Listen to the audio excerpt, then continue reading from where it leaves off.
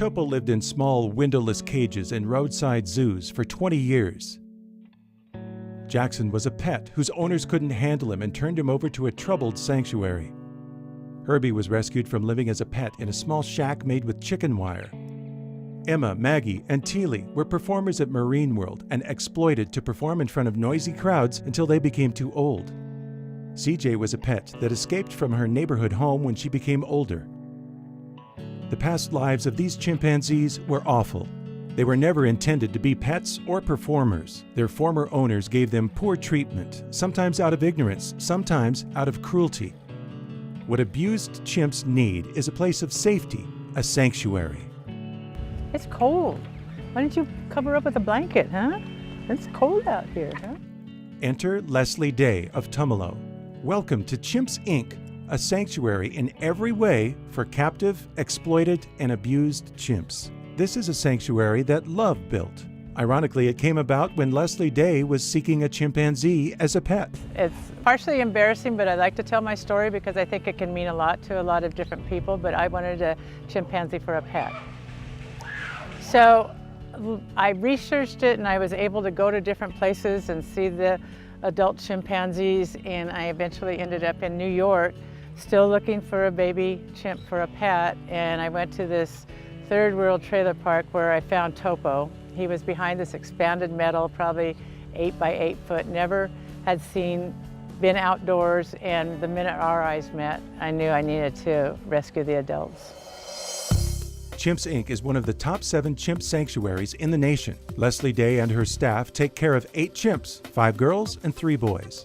Some of these chimps hadn't been outdoors in years. Some had never been around other chimps, and all were raised as humans until their natural instincts took over. It's very hard for us to introduce chimps, and CJ's been having a difficult time learning how to act like a chimpanzee since she never had to act like one before.